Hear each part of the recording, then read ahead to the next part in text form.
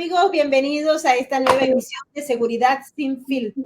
Hoy es viernes 8 de julio, ¿cómo ha pasado el tiempo? Y estamos prácticamente a un mes de que se inicien en Venezuela los juegos son ejercicios militares que se han hablado en los últimos días y que muchos han llamado Olimpiadas de Guerra, donde participan Rusia, China e Irán y obviamente Venezuela. Joseph Yumire, quien nos acompaña y es nuestro cohoste en este programa, nos va a explicar porque acaba de publicar su centro un informe que les recomendamos 1000%. Ya vamos a dar detalles sobre eso. Joseph, bienvenido.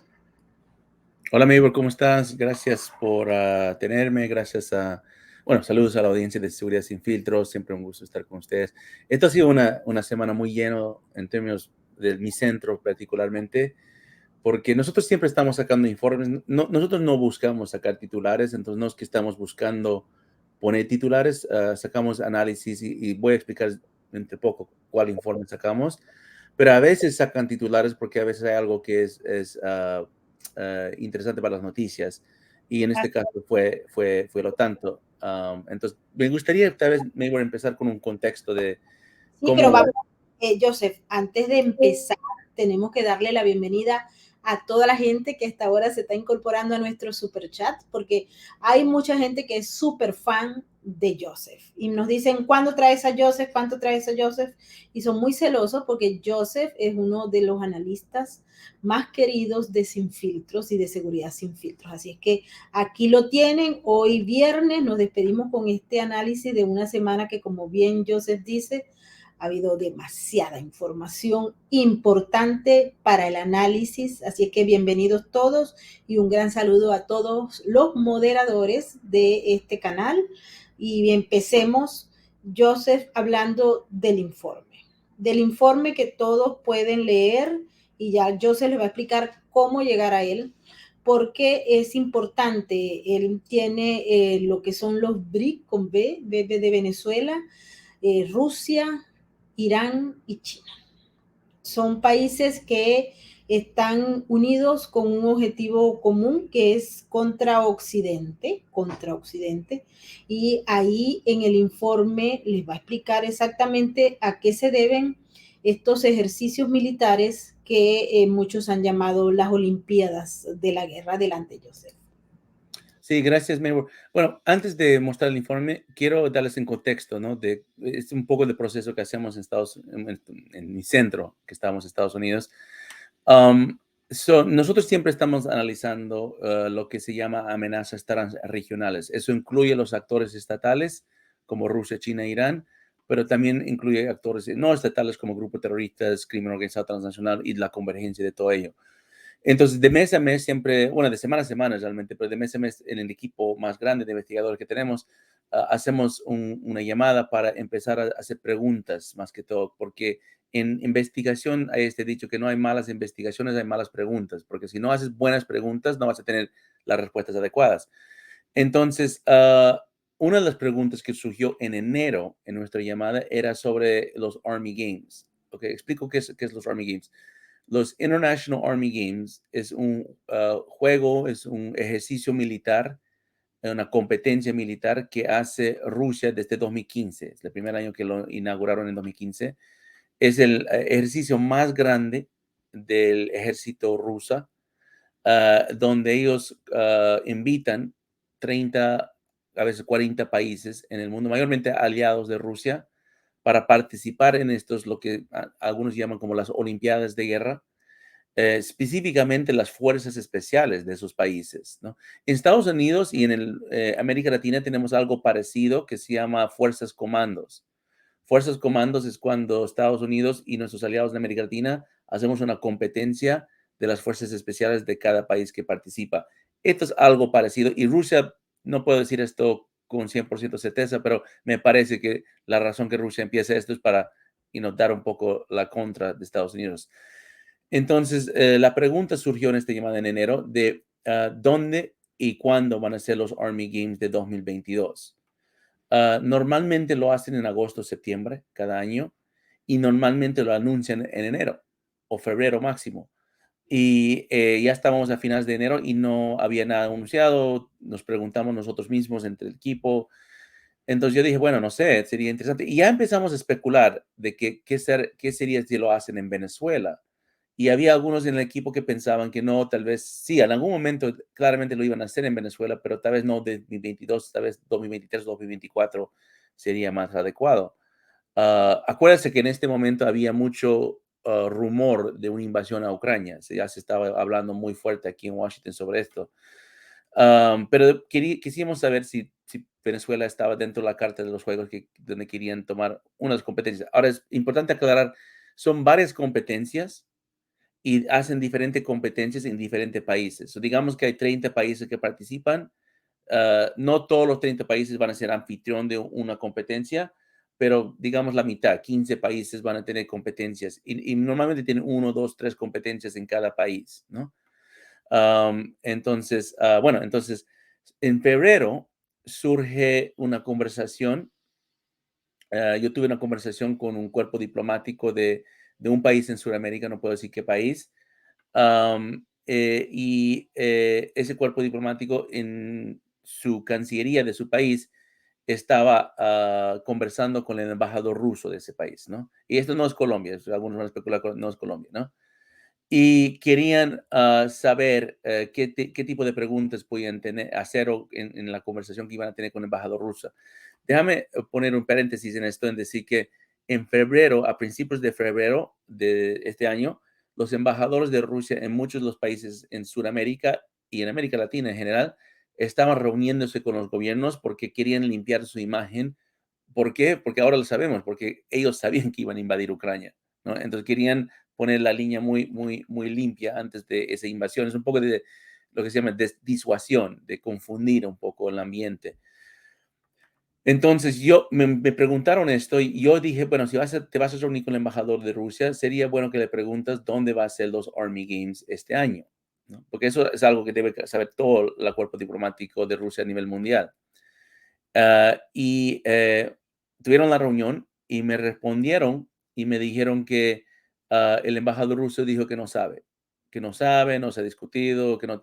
Eso me pareció no sincero. Eso me pareció algo que les estaba, no sé si mintiendo o por lo menos evadiendo la pregunta, es lo mínimo que se puede decir. Y ahí es donde las alarmas empezaron a prenderse. Nos pasamos a marzo. Bueno, entre ese periodo Rusia invade Ucrania, ¿no? Y hay otra reunión que vale la pena destacar, porque había la reunión de el embajador ruso en Bogotá con el presidente de Colombia, el canciller y la canciller y el ministro de Defensa, porque te acuerdas, el ministro de Defensa de Colombia, el ministro Diego Molano, dijo en una ocasión de que hay armamento de Rusia en manos de militares venezolanos que lo están desplegando en la frontera con Colombia. Yo vi esto por mis propios ojos cuando yo estaba en la frontera el año anterior. Entonces, el ministro dice esta declaración en enero, eso construye un poco de, digamos, un choque diplomático con la embajada de Rusia en Bogotá. El embajador solicita reunión y van y se reúne con el presidente y la vicepresidenta y el canciller y ministro de Defensa. Y acuérdese lo que le dijo el embajador ruso al presidente Duque de Colombia. Le dijo que jamás el armamento de Rusia que está en Venezuela, que han vendido a Venezuela, va a ser usado en contra Colombia. Eso es lo que prácticamente le prometió. Pero acuerdo que es parte de la misma disuasión que ha hecho muchos embajadores rusos, decir que jamás vamos a invadir Ucrania, que estamos haciendo operaciones, estamos haciendo ejercicios militares en Bielorrusia o ejercicios militares en Kazajstán, que no tienen nada que ver con un despliegue de tropas. ¿Y qué sabemos ahora? No, estaban preposicionando gente y tropas para después invadir Ucrania. Entonces, los rusos mintieron, eso se puede decir de cierta forma, o por lo menos engañaron de cierta forma estratégica al mundo con esto.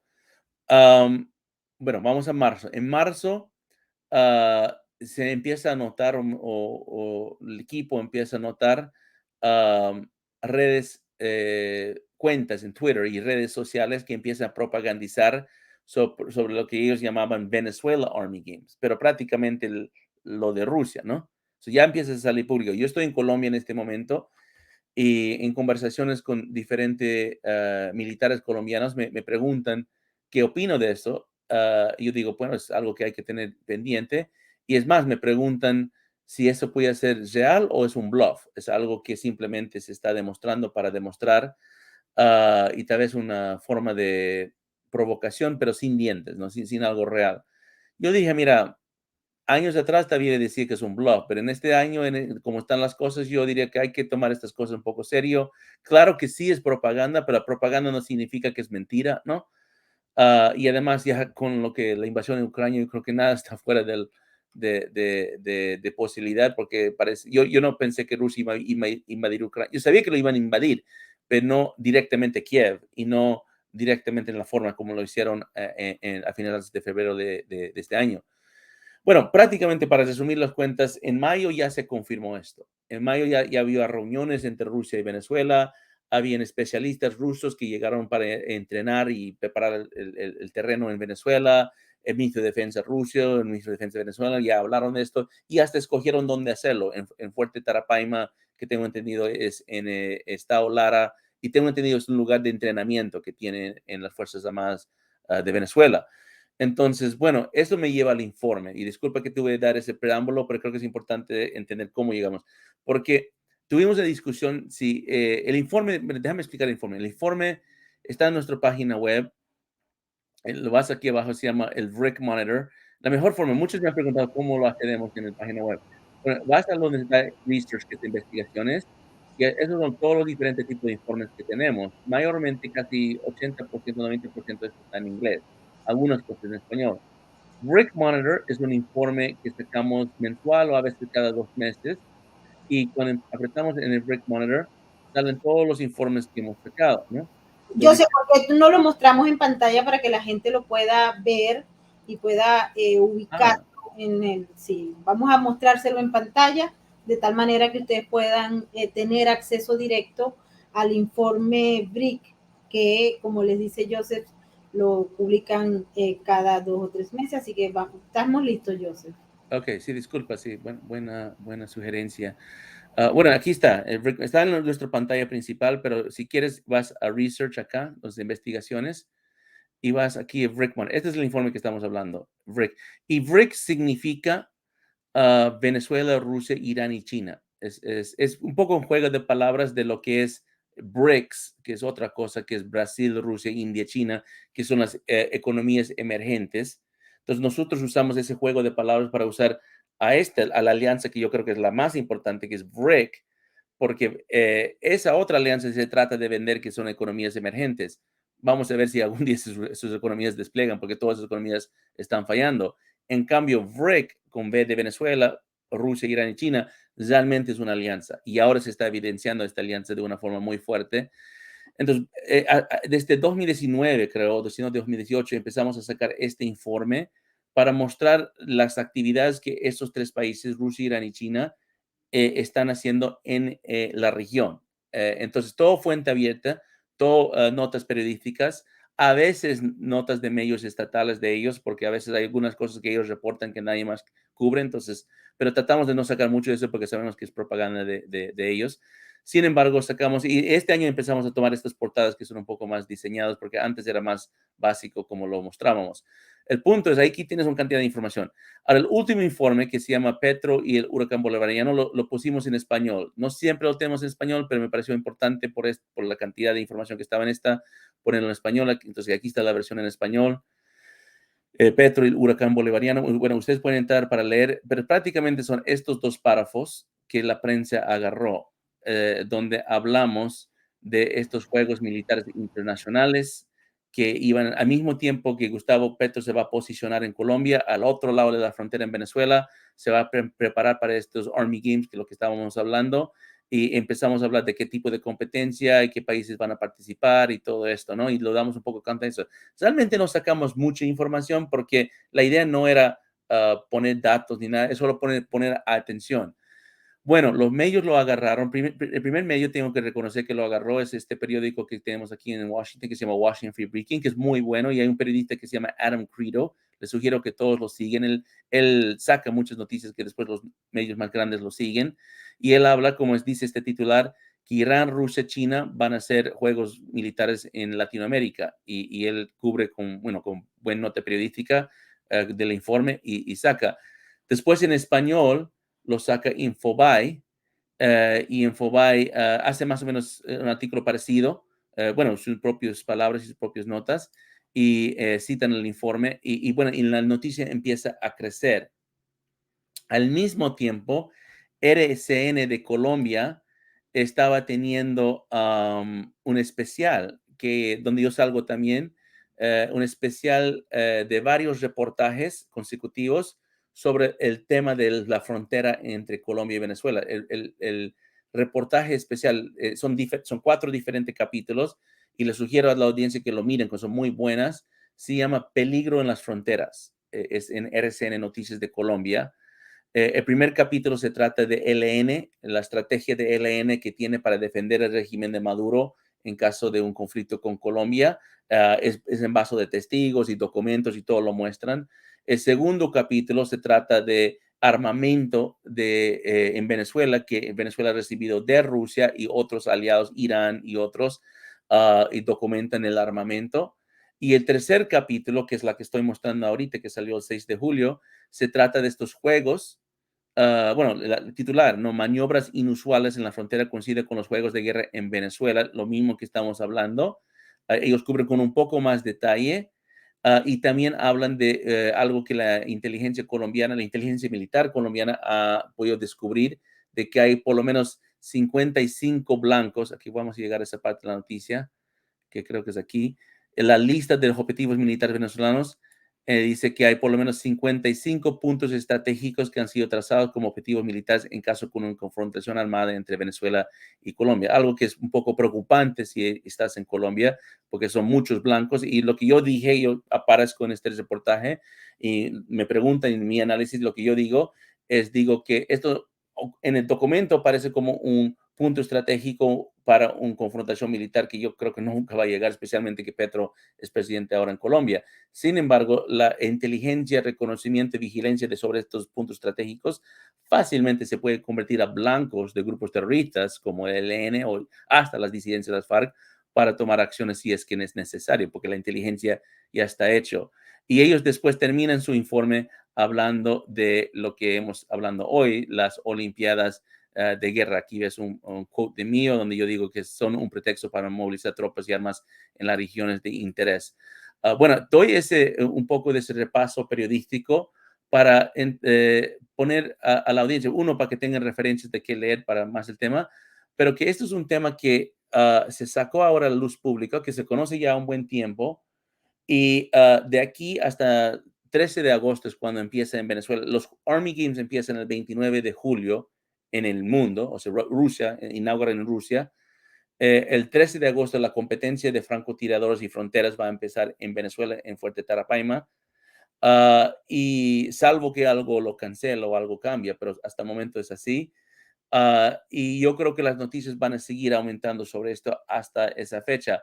Pero como es de costumbre, de aquí estamos prácticamente de mitad de julio hasta mitad de agosto, en este periodo de un mes, va a salir mucha propaganda, mucha desinformación. Y eso fue más o menos la decisión de por qué lo sacamos ahora, porque queríamos asegurar que esto no iba a ser distorsionado el mensaje y todo, como suele pasar con algunas cosas. En este tipo de comunicaciones estratégicas, cuando Venezuela, Rusia, Irán sacan la primera nota, manipulan la información. Entonces, eso fue el cálculo de por qué incluyeron el informe y los medios que lo cubrieron. Y bueno, creo que es importante explicarlo de una forma precisa y concreta, sin alarmar, pero diciendo la seriedad de lo que estamos viendo, y lo podemos analizar enseguida con el programa, Mayor. Pero bueno, eso fue el propósito. Sí. Pero uno de los puntos claves, yo creo que hay que explicarle a nuestra audiencia, Joseph, es cuál es el verdadero objetivo. Porque hay una tergiversación y hay algunos actores que han llevado desinformación y se ha aprendido el aparataje de desinformación por parte del régimen y por parte de actores que se supone ya no son del régimen, pero que están operando para él. Y ellos tratan de buscar, por ejemplo, algunos lo señalan de una provocación, pero algunos dicen que Venezuela no tiene ya la capacidad para hacer ningún tipo de estos juegos, que simplemente están como prácticamente arañando para poder hacerse frente. Inclusive unos dicen que está el desorden, que hasta el mismo ministro de la Defensa del régimen, Vladimir Padrino López, tuvo que ir a supervisar él porque las cosas no se dan, porque que todo es una incapacidad y corrupción. ¿Cuál es realmente, a tu juicio, uno, el objetivo de esta operación? Y dos, la razón por la cual se quiere aparecer o algunos operadores del régimen quieren hacer parecer que Venezuela no tiene la capacidad bajo ningún contexto de participar en esta gran alianza con China, con Rusia y con Irán, que más bien es como el invitadito pobre de esta gran alianza. Adelante. Sí, yo creo que hay una falta de conocimiento y conciencia sobre estrategias de guerra. Porque todos, especialmente se habla de movimientos militares o ejercicios militares, uno piensa que estamos hablando de estrategias convencionales, ¿no? De tanques y tropas y bombas y portaaviones que van a empezar a conjugar un esquema para poder enfrentar algo como la Segunda Guerra Mundial, ¿no? Eso es lo que la gente está en su mente. Nunca en la historia de guerra eso era la única definición de guerra. Guerra nunca ha sido definido por fuerzas militares. Eso lo conoce bien los estrategas de guerra y puedes ir a las doctrinas desde Sun Tzu hasta Clausewitz, hasta los pensadores más modernos y los propios rusos. O sea, el gran pensador de estrategias de guerra en el caso de Rusia es el general Gerasimov. Y Gerasimov, si lees su doctrina, no habla de fuerza convencional. O podemos ir a Irán y hablar del general Soleimani, que está muerto ahora, pero en su momento era gran estratega de guerra. Y cuando leas un poco la doctrina que él manejó con el cuerpo, con la fuerza Quds de la Guardia Revolucionaria, era convencer a los altos clérigos de Irán que la mejor estrategia no es guerra convencional, es guerra simétrica.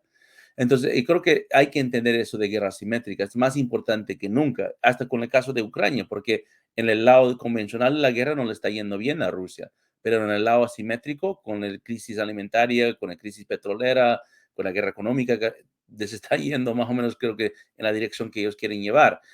Este falta de conocimiento de guerra simétrica creo que es parte de esta confusión, ¿no? Yo no creo que Venezuela va y ni puede invadir Colombia de una forma convencional, o sea, pasando, ¿te acuerdas en 2008 creo que fue cuando Chávez trató de movilizar los tanques y no llegaron ni en mitad de camino y creo que se quedaron ahí sin combustible? Bueno, eso es en 2008 y ahora es peor, que eso fue antes de la crisis, ¿no?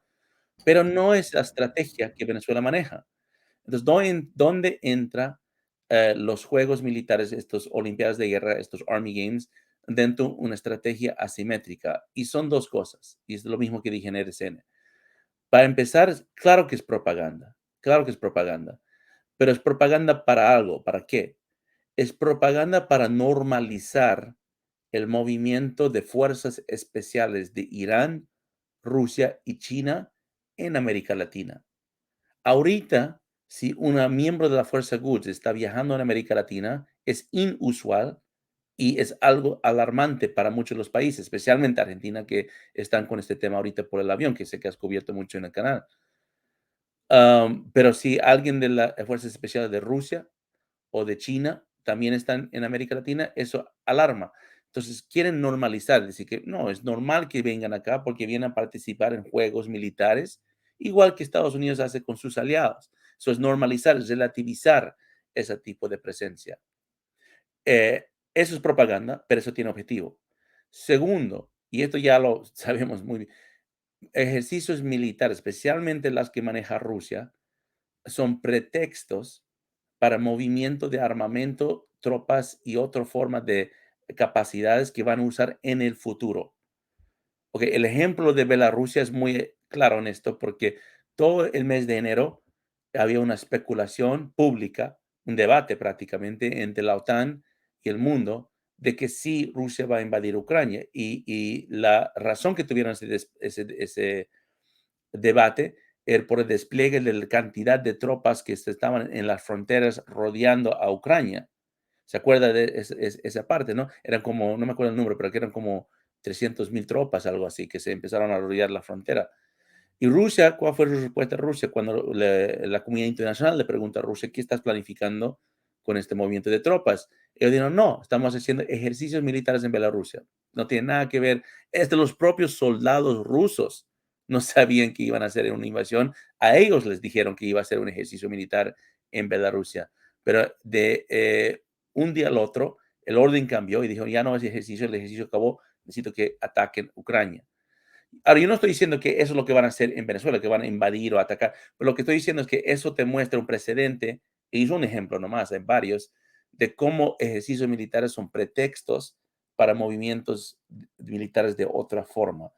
En el caso de Venezuela, yo creo que ya hay mucho armamento llegando a Venezuela y no es armamento solamente bélico, es armamento en el tema de inteligencias, ciberguerra, ciberespionaje, desinformación, también armamento de misiles y cosas que pueden ser combinados para chantajear y provocar en una estrategia de guerra híbrida.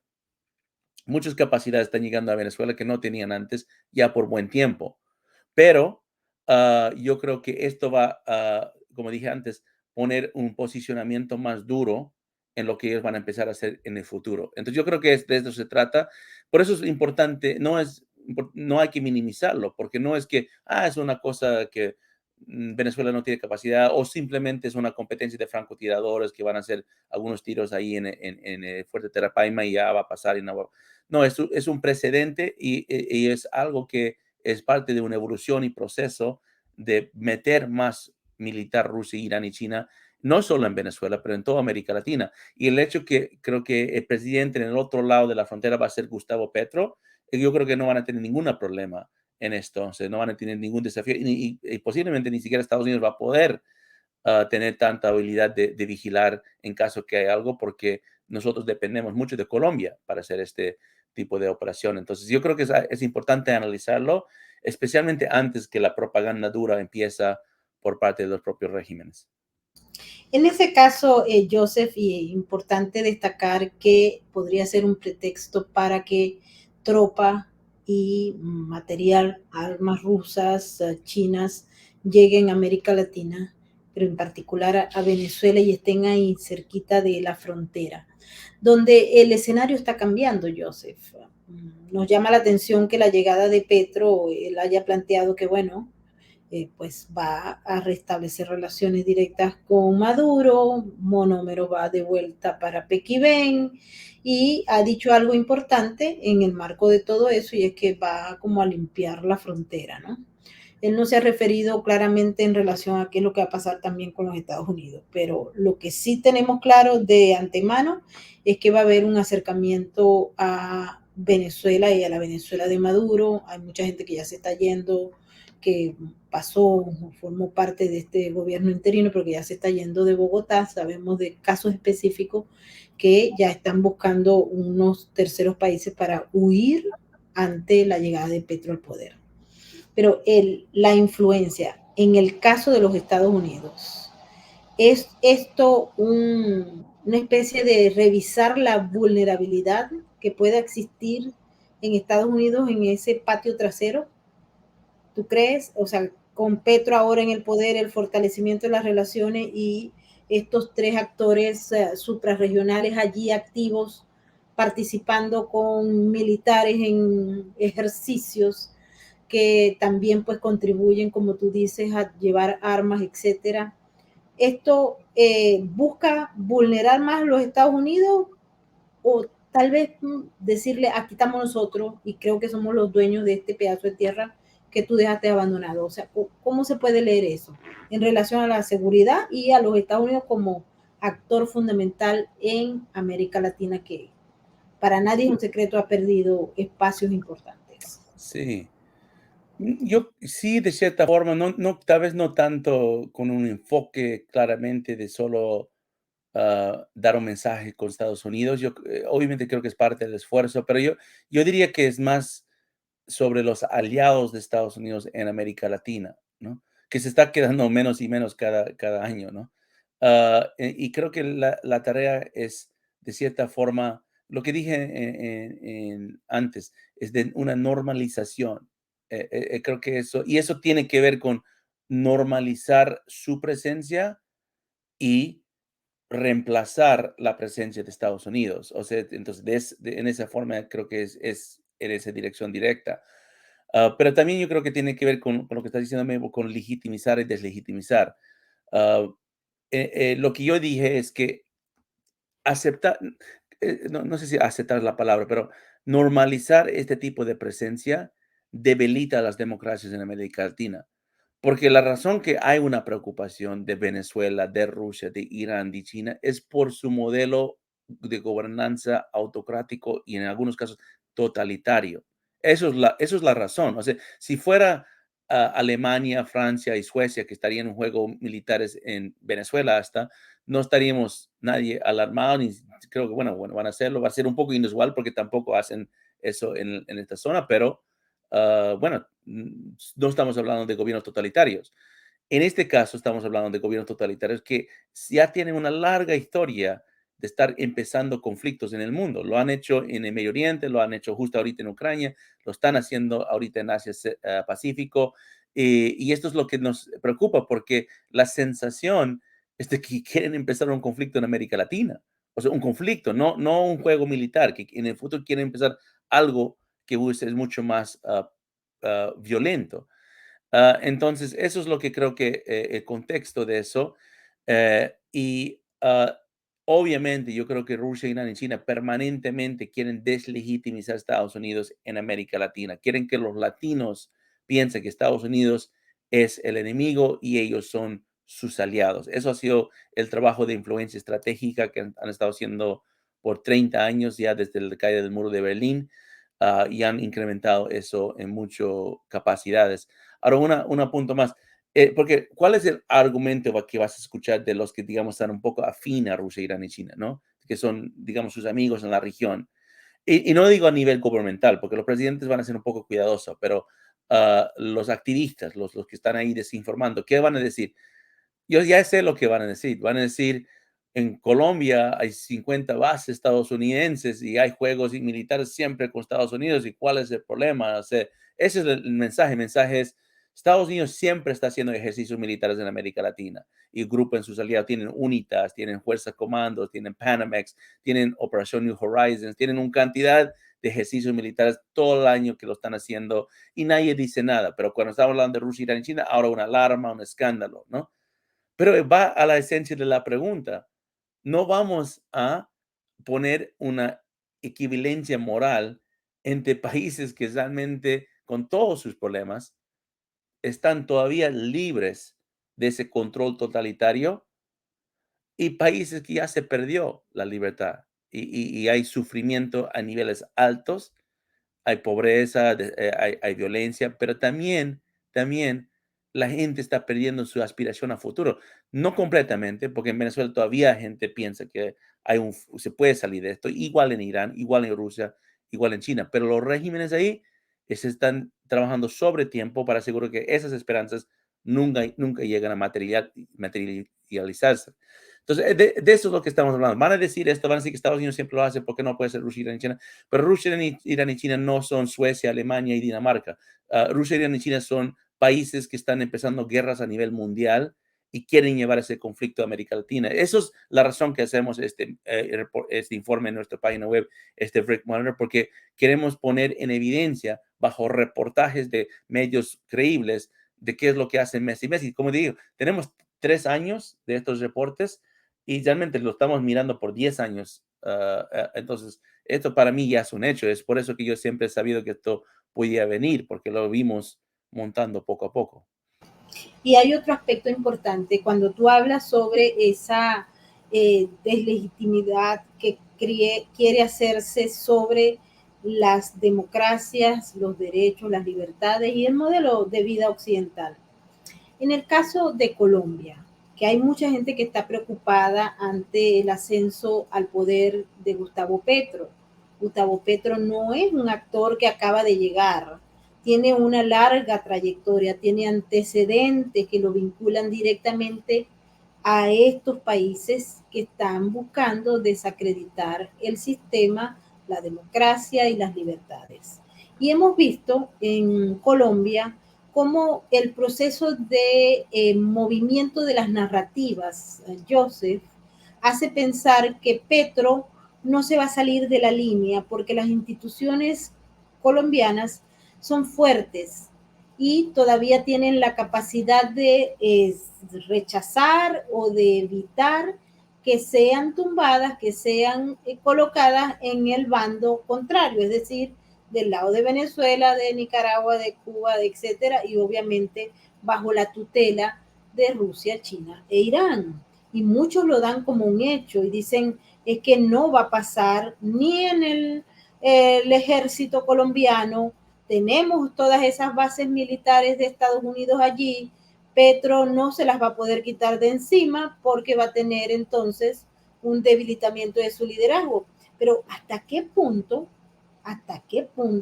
Petro puede ser el gran aliado de Occidente, el gran aliado de la democracia y de las libertades y contrario a lo que ha sido toda la vida, que es un actor contrario a esos valores. Adelante, Joseph.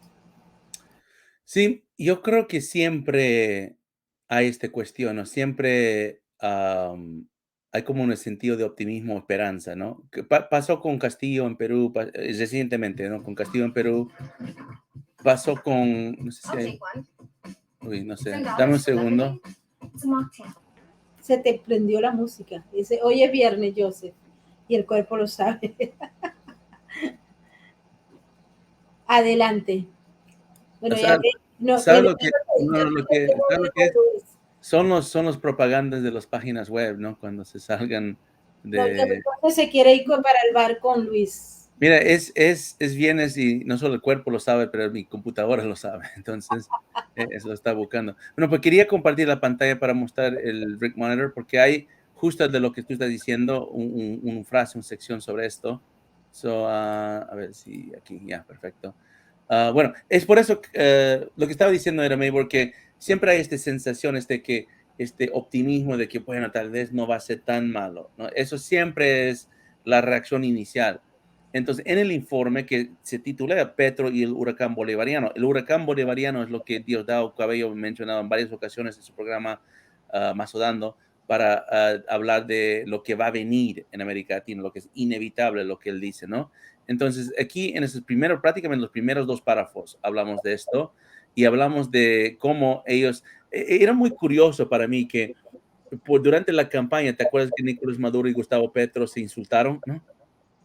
Y Diosdado Cabello ha dicho en su programa que Petro es un cobarde, que ya, y han distanciadose porque obviamente sabían que ser ah, cerca a Gustavo Petro no le iba a ayudar con la votación en Colombia, pero apenas ganó, cuando digo apenas, en minutos, horas y no minutos de que ganó Gustavo Petro, declaró el ganador de las elecciones de Colombia el 19 de junio, mandan tweets afirmando la gran felicidad que tienen por su victoria y prácticamente muestran que todo eso es una fachada, todo eso es una mentira, esa pelea ficticia que tenían entre ellos.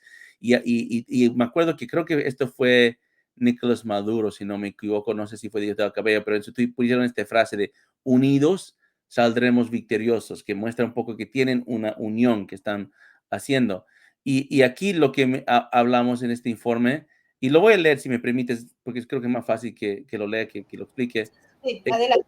de que el presidente Petro, que puede ser que no se una directamente al Club Regional de los Estados Autoritarios de América Latina, conocido como la Alianza Bolivariano-ALBA, al principio, pero ciertamente comparte su visión de mundo y bajo la bandera de la paz, entre comillas, Petro ya está preparando el escenario para brindar incentivos a grupos criminales y terroristas en Colombia como el ELN para firmar un acuerdo de paz que probablemente no va a dar ni paz ni justicia, pero puede combinar el sector agrícola formal, la economía agrícola, con la economía ilícita de la cocaína para usar eso como el motor económico de los dos países, Venezuela y Colombia. Entonces, eso es más o menos donde yo creo que esto está yendo, Maybor. Entonces, yo creo que hay que analizar no solamente lo que dice senador o ahora presidente electo Gustavo Petro, pero hay que analizar lo que ha hecho en el pasado y combinar lo que dice con lo que es análisis de lo que está pasando en Venezuela. Yo he dicho esto en varias ocasiones en otras entrevistas, pero um, lo que Petro está haciendo ahorita, antes que sea posicionado como presidente, está legitimizando el sector agrícola. Está hablando desde la campaña, todos vamos a depender menos del sector petrolero, no vamos a tener que, vamos a diversificar nuestras fuentes de energía y vamos a dedicar más al sector agrícola. Más vez la ministra de Agricultura fue entre los primeros ministros que el presidente electo Petro ha anunciado. Pero si miras en Venezuela, es lo mismo discurso que tiene Nicolás Maduro. Está hablando de este grande reactivación económica que va a ser inspirado por el sector agrícola. ¿Por qué? Porque pueden ser que quieren reconstruir su sector petrolero, pero el sector petrolero está muy quebrado. O sea, hay varias partes de PDVSA que no funcionan. Y dentro de ahí, en los años, Venezuela ha caído económicamente tan bajo que su Producto Interno Bruto hoy es lo mismo que tenían en 1960. Pero en 1960, Venezuela no era un país petrolero, era un país agrícola. Entonces, ellos ya están configurando el sector agrícola de Venezuela con el Medio Oriente, el propósito de los viajes de Maduro al Medio Oriente, para firmar convenios comerciales para poder potenciar el sector agrícola de Venezuela y después combinarlo con Colombia. Y sabemos bien que está dentro del sector agrícola. Bueno, hay muchas cosas importantes como trigos, comida, producción de ganaderos y todo, bueno, cosas que se necesita para la alimentación, muy importante. Pero también está la coca. ¿Y qué ha explotado en Colombia en los últimos años? La producción de la coca, y esto no tiene que ser ilícito, pero están usando por fuentes ilícitos en la distribución de cocaína, donde Venezuela es el país más grande de tránsito. Entonces, yo creo que están buscando convertir la sector agrícola como una gran cobertura comercial de la industria de narcos. Entonces, yo dije esto ayer, yo dije, yo no veo a Gustavo Petro haciendo socialismo puro, ¿no? Como hemos visto con Hugo Chávez de nacionalizar y expropiar. Va a ser un poco de esto, seguramente que sí, pero yo no creo que va a ser, yo creo que va a ir más como lo que se llama en inglés crony capitalism, ¿no?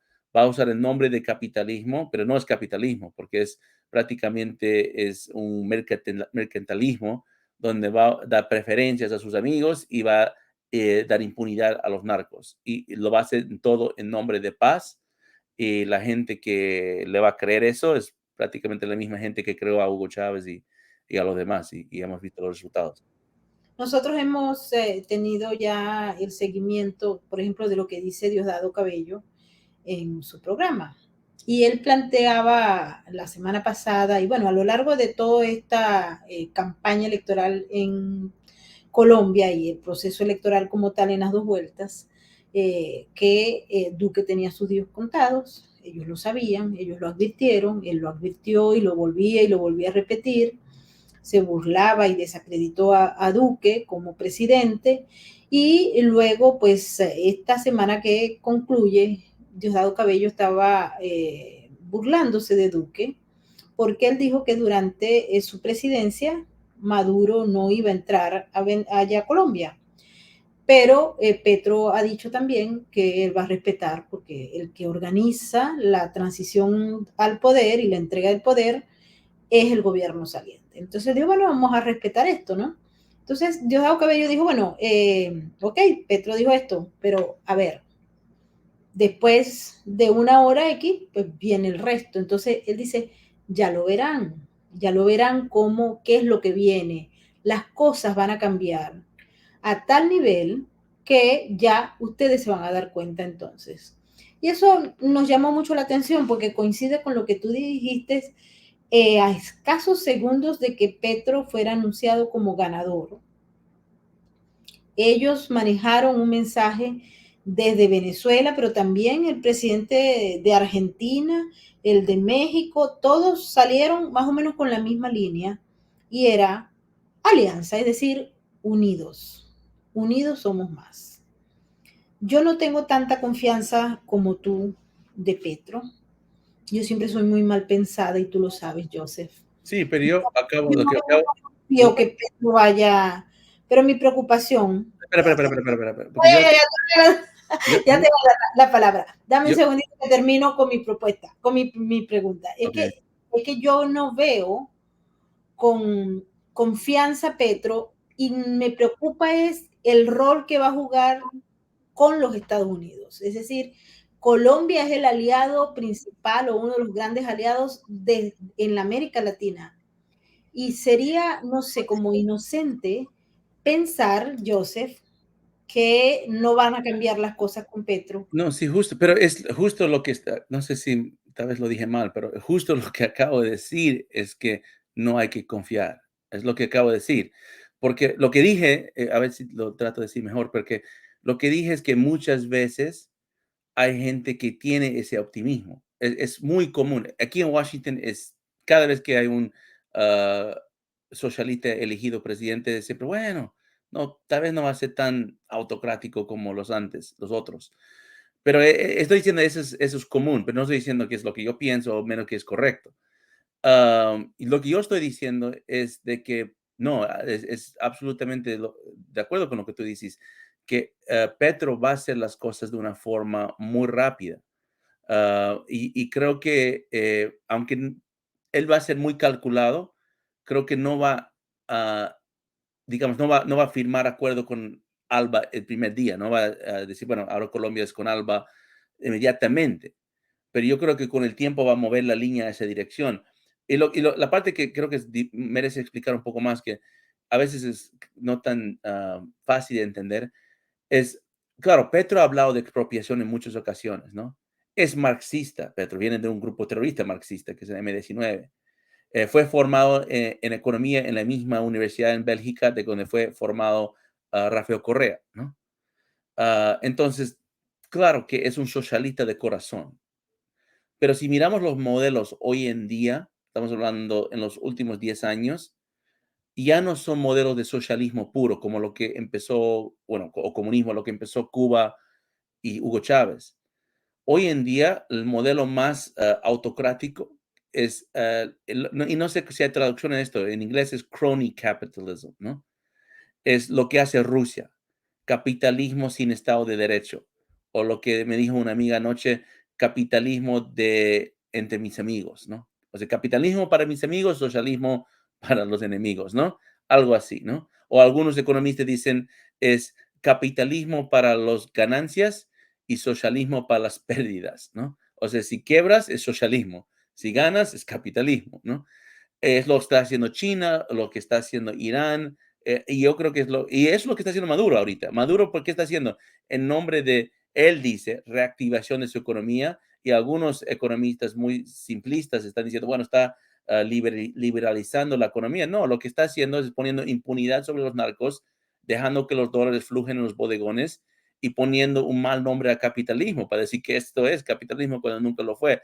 Eso era más o menos lo que estoy diciendo con el caso de Gustavo Petro, que no creo que va a ser socialismo puro lo que va a ser, pero obviamente no va a ser capitalismo en el sentido de la palabra histórica y correcta, pero va a ser una forma de impunidad a criminales, lo que mi colega José Gustavo Arocha ha dicho como un paz criminal, y yo creo que va a ser un forma de capitalismo salvaje, donde el capitalismo para los malos, ¿no?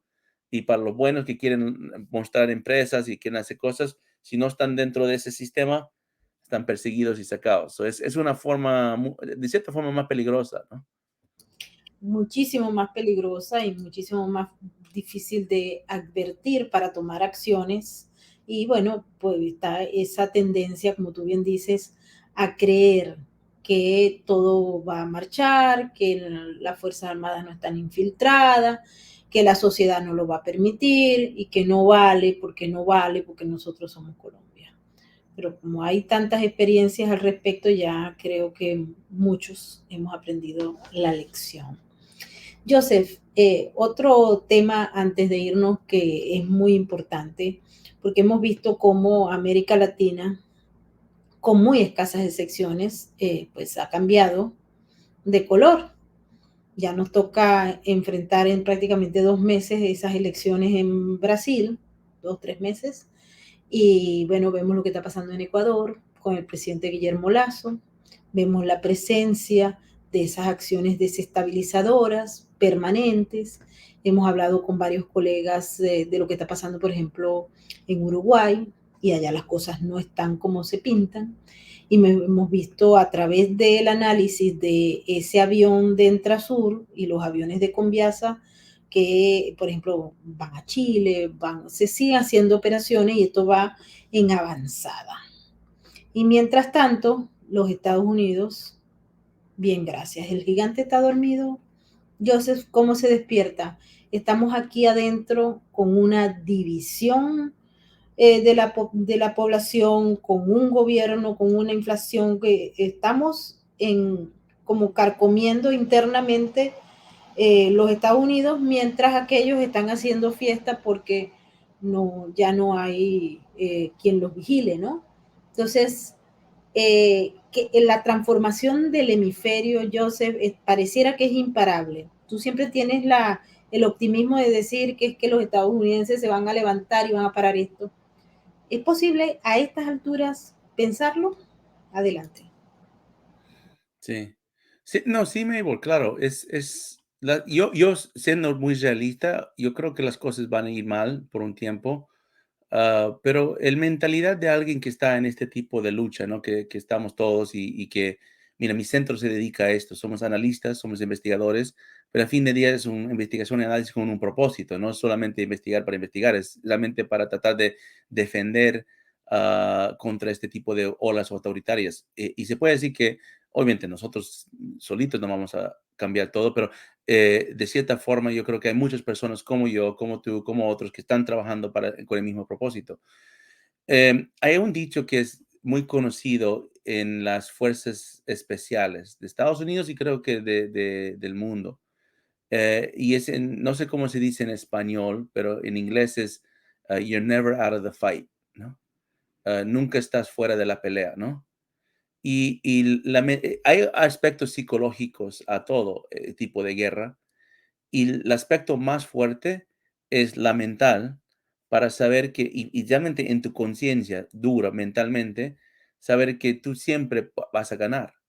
Y esto va en todos aspectos de la vida, en deportes. Si hablas con campeones de deportes, los que ganan olimpiadas o los que ganan ligas y todo eso, hasta pueden estar perdiendo todo el partido, pero en su mente jamás están perdiendo, nunca están perdiendo. Michael Jordan hablaba mucho de esto. Llegaba al cuarto periodo, el Chicago Bulls están bajo por más de 30 puntos y yo dije, bueno, vamos a ganar, porque en su mente siempre iba a ganar, ¿no? Y a veces no ganaba, a veces perdía y se enojaba y se iba eso nos dice que siempre vas a ganar. Lo que dices en tu mente, no aceptas la pérdida, ¿no? Y yo soy de esa formación, o sea, yo soy formado así, tanto como servicio militar, pero yo diría también en mi vida.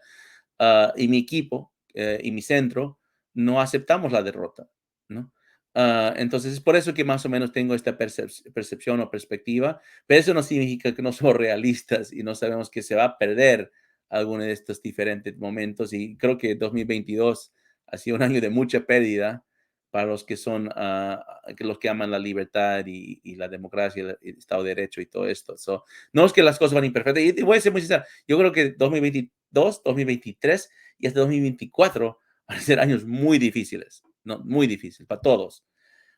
Pero después la oportunidad, la ventana de oportunidad va a venir. El suerte es hecho cuando hay la preparación, se encuentra con la oportunidad. Entonces, esperamos tener suerte en 2024 para adelante. Y parte de eso es prepararnos, ¿no? Prepararnos para ese momento. Y eso es parte de lo que estamos haciendo. Mabel, si me permites, quiero promocionar un informe más que tiene que ver con el tema. Sí, antes de irnos vamos a verlo y también el podcast que se dedica y les recomiendo Guerra en la Frontera. Adelante, si quieres podemos poner inclusive el link para que la gente de acá de Sin Filtros y de Seguridad Sin Filtro lo pueda seguir. Adelante. Ok, déjame compartir mi pantalla. Vamos a ponerlo por aquí por el super chat. A Ok. ver si los moderadores pueden poner el link en el superchat, Migdalia.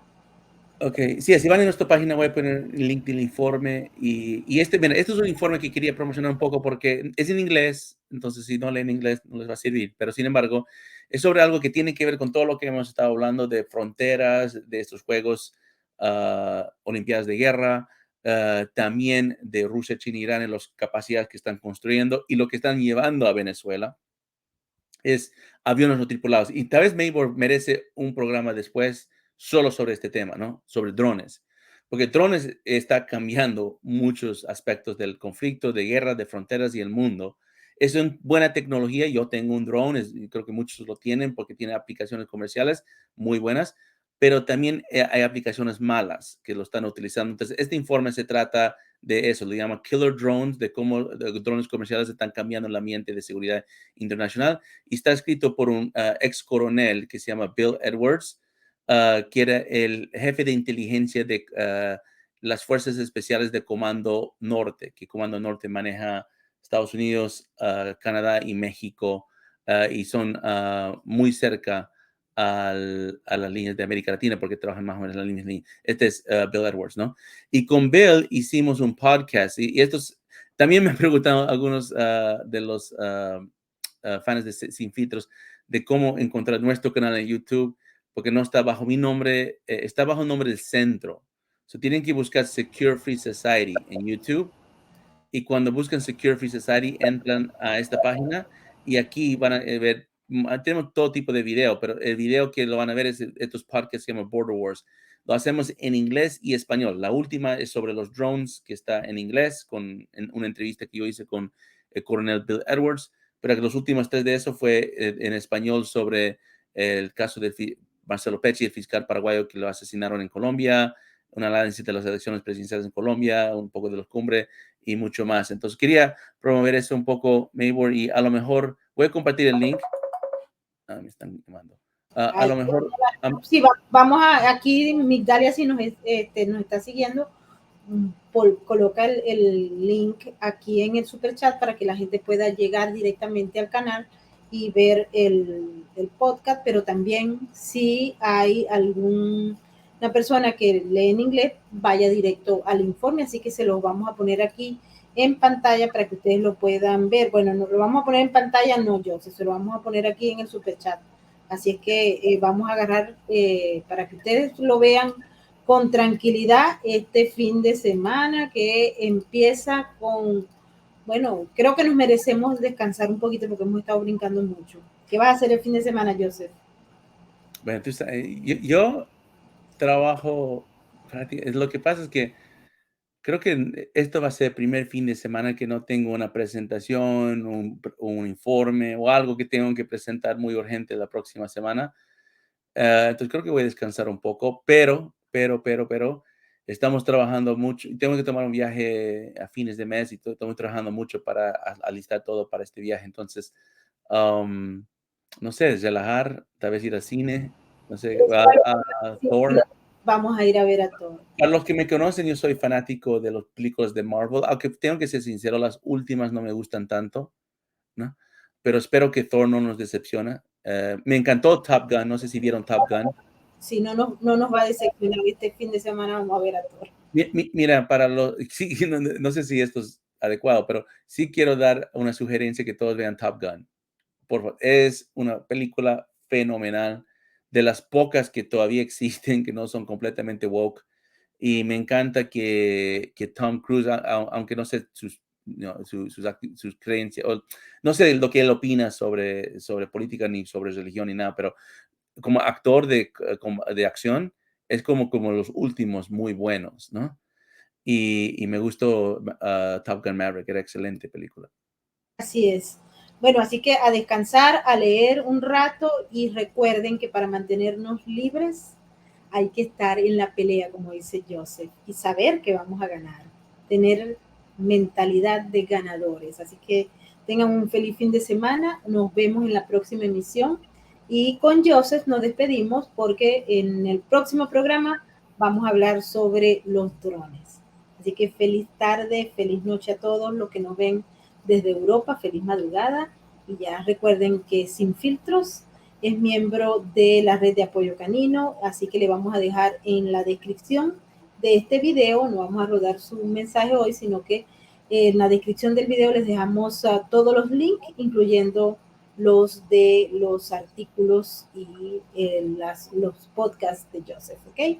Así que nos vemos, feliz fin de semana. Bye bye.